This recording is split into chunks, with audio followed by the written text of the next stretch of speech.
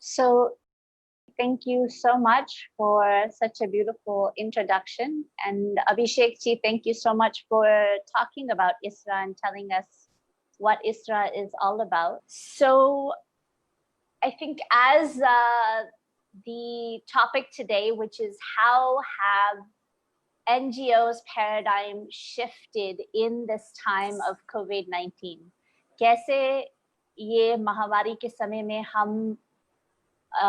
NGOs, civil society organizations, कैसे हम अपनी सेवाएं इस समय दे रहे हैं? तो some of the work that Global Interfaith Wash Alliance has been doing with the Paramatma-Niketan Ashram is listed here, and I just wanted to quickly go through it so that you can see how we've been working and how things have shifted now that we are in this unprecedented time. One of the very first things that we've done is offered the premises of the ashram for part of the ashram, at least, the entire back half of the ashram, including all of the yoga halls, the naturopathy centers, the hospital. We've offered it as isolation centers and have facilitated that the government brings in, the state government brings in doctors who can stay there, and should it be required, these facilities could be used for those purposes. So that's the very first thing that we did when this pandemic came about. And then the second thing that we did was there's a lot of people when we went into lockdown that did not have a place to stay, or sadhus that didn't have food to eat. And so we've been providing, for the first week or so, we were providing bhojan ki, bhandara ki sevaएं यहाँ पे जारी थी पहले 1-2 हफ्ते जब lockdown शुरू हुआ, जब शुरू में लोगों को रहने की जगह नहीं थी, कुछ लोगों को खाने की जगह नहीं थी, जो साधु संत यहाँ पे रहते हैं उनको बड़ी परेशानियां हो रही थी। तो ये कुछ हमारी भोजन की, निःशुल्क भोजन की सेवाएं यहाँ पे चल रही थी।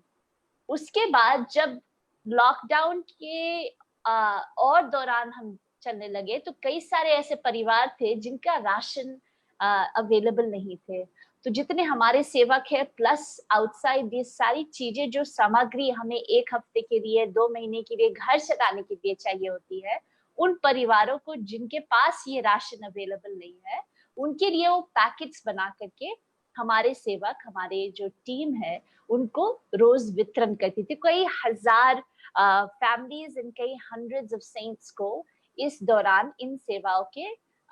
बेनिफिट्स मिली हैं। इसके अतिरिक्त जो महिलाएं घर में हैं, क्योंकि आपने जैसे कहा डिवाइन शक्ति फाउंडेशन भी एक हमारी सहयोगी संस्था है, तो उसमें जितनी भी महिलाएं हमसे जुड़ी हुई हैं उनको हमने कहा कि घर पे बैठे बैठे कैसे वो मास्क बना सकती है और ये टाइम का वो उपयोग कर सकती है। तो ऐसे एक महिला यहाँ पे है, ऐसे कई हंड्रेड्स ऑफ ऐसी वुमेन हैं जो मास्क बना करके इस पैंडेमिक में अपने बराबर की सहयोग कर रही हैं। उसके साथ साथ ऑनलाइन कई सारी चीजें हो गई कि कैसे इस समय जब लोग घर में बंद है, जब उनकी मेंटल स्थिति सबसे ज्यादा चैलेंजिंग टाइम पे है, उस समय एक्चुअली स्पिरिचुअल ऑर्गेनाइजेशन, क्योंकि ग्लोबल इंटरफेथ वॉश अलायंस एक इंटरफेथ ऑर्गेनाइजेशन है, इट वाज फाउंडेड इन 2013, क्योंकि एक बैकग्राउंड मैंने दिया नहीं है ग्लोबल इंटरफेथ वॉश अलायंस का, तो just really quickly that we were founded in 2013 at the UN headquarters with the joint participation of UNICEF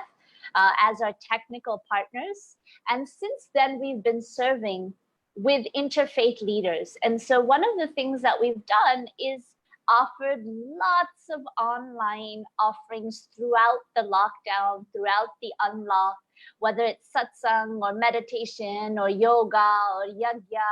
so that people can stay connected and stay inspired even when they're at home. The next thing that we've been doing is we've been all of the holidays, all of these special pujas, now that cannot be in this public gathering, we've been doing in inspiring people to stay at home, to follow the guidelines, and to observe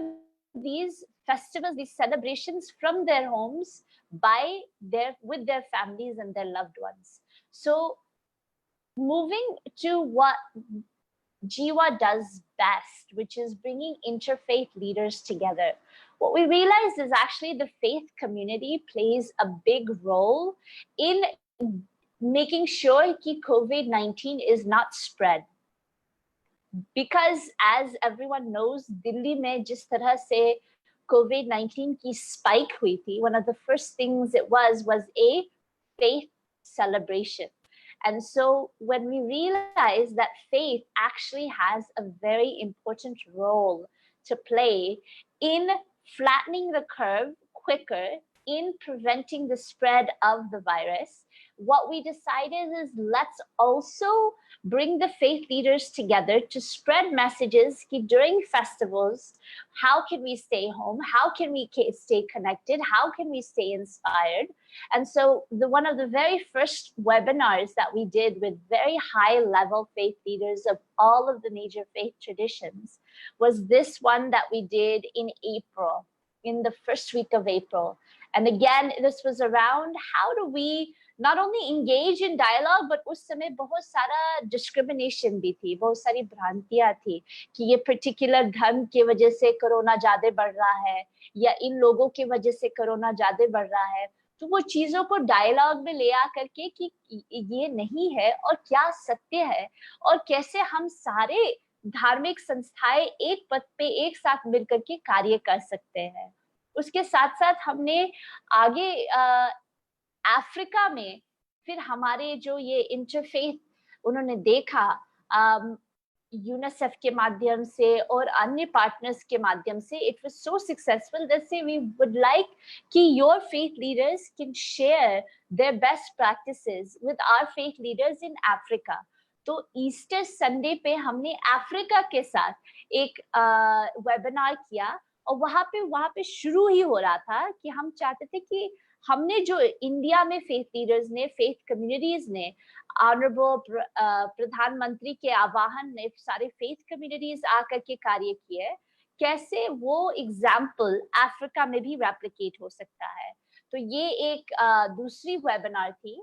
उसके तुरंत बाद ही रमजान का महीना शुरू हुआ. तो रमजान के द्वारा हम चाहते थे कि कैसे अलग अलग धर्म, अलग अलग sect within the Muslim organisation, चाहे वो सूफी हो, शिया हो, चाहे वो सुन्नी हो, उनमें से जो सबसे प्राथमिक अपने मुसलमान धर्म गुरु है उनको एक पथ पे ले आए ताकि उनके द्वारा ये मैसेजेस हो कि रमजान में सब घर पे रहे, घर पे मनाए, इस समय स्प्रेड ना करे. और वो सारे मैसेजेस की रमजान जान और जहान, जब तक जान है तब तक जहान है और तब तक रमजान है. तो this message was spread by this webinar through these faith leaders. अच्छा, एक और चीज थी कि ये जो वेबिनार्स है इसकी जो वीडियोस है उसको भी हमने बाद में वेबिनार्स को लाइव करने के बाद उनको छोटे छोटे पीसेस में कट करके डिसेमिनेट किया ताकि ज्यादा से ज्यादा मास अवेयरनेस इसमें फैले और लोग अपने घरों में बैठ करके अपने धर्म गुरुओं को सुने और वो घर पे ही रह करके इन सारे फेस्टिवल्स का ऑब्जर्वेंस करें. उसके साथ साथ कुछ हमने इंटरनेशनल वेबिनार्स किए जिसमें जितने भी ऐसे इंटरनेशनल थॉट लीडर्स हैं उनको ले आया कि अब ये जो दुनिया है, जब हमें लगने लगी कि ये कोरोना ऐसी चीज थी, हमने कभी इसको सोचा नहीं था, कभी ऐसे कल्पना नहीं की थी कि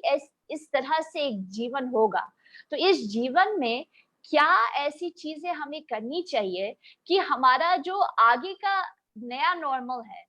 अब हम जैसे थे वैसे नहीं है, अब कुछ अलग होगा और अलग जीना पड़ेगा. तो उस अलग जीने में क्या क्या ऐसे थॉट लीडर्स ने हमें गाइडेंस दिया कि उस न्यू नॉर्मल में क्या चीजें आनी चाहिए, कि हमें पर्यावरण के साथ इन हार्मनी रहना चाहिए, हम अपने लाइफस्टाइल को बदलना चाहिए. तो ऐसे कई सारे लीडर्स को हमने इन पैनल्स के माध्यम से ले आए. दूसरा हमारी एम्फेसिस ये थी कि कितना इसमें पर्यावरण को असर पड़ा. तो हमने देखा कि जब सब लॉकडाउन में थे तो गंगा इतनी शुद्ध बहती थी, इतनी शुद्ध बहती थी कि ऐसे पूज्य स्वामी जी कहते हैं मानो कि गंगा जी मतलब सतयुग वाली गंगा जी है, कि गंगा जी को आप पी सकते, इतनी शुद्ध गंगा जी, इतनी सुंदर गंगा जी। तो इस तरह से कि ऐसा ना हो कि जब मानव बीमार है तभी प्रकृति स्वस्थ है, ऐसी स्थिति नहीं होनी चाहिए।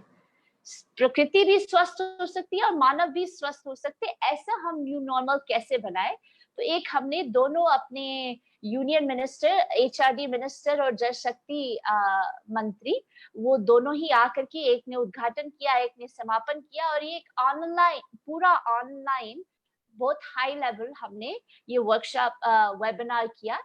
open for public. Then we did another one with again the African leaders, but this time again within the Ramzan period with the Muslim leaders of Africa, because they kept watching what we were doing. In addition, we've been offering so many things, whether it's through live medium, whether it's through our online platforms, whether it's through PSAs, public service announcements, through multiple platforms, whether it's UNICEF or UNFPA or EROS or many different platforms. How can we spread these messages to as many people as possible when people are staying at home, they have access to social media, और इस समय कैसे उस सारी चीजों को हम use करके लोगों को एक पॉजिटिव थॉट प्रोसेस में इंस्पायर करें। और इसके साथ एक बहुत बड़ा एम्फेसिस हमारा रहा है कि मेंटल हेल्थ, स्पेशली अभी जो हमने चाहे वो सुशांत सिंह राजपूत हो या सिया खक्कड़ हो, या ये जो स्थिति आई है कि हम कैसे यूथ में, युवाओं में एक मेंटल हेल्थ अवेयरनेस ले आए, और डिप्रेशन जैसी चीज, स्पेशली जब आजकल लोग लॉकडाउन में है, अकेलापन, तनाव महसूस कर रहे हैं, उसमें कैसे हमारी जो विजडम है, हमारी जो ऋषियों की, मुनियों ने हमें विजडम दी है, हमें जीवन जीने की कला दी है, हमें ध्यान दिया है, योग दिया है, अध्यात्म दिया है, उन कीज को, उन चीजों को हम कैसे एक साथ में ले आए और उसको अपने जीवन में अप्लाई करें। तो चाहे वो एडिटोरियल के माध्यम से हो, चाहे वो ऑनलाइन वेबिनार्स के माध्यम से हो, चाहे वो PSAs के माध्यम से हो और मास डिसेमिनेशन हो, इस तरह से अनेकों कार्यक्रम हमने किया इस दौरान कि कैसे लोगों को हम इंगेज रखें, इंस्पायर रखें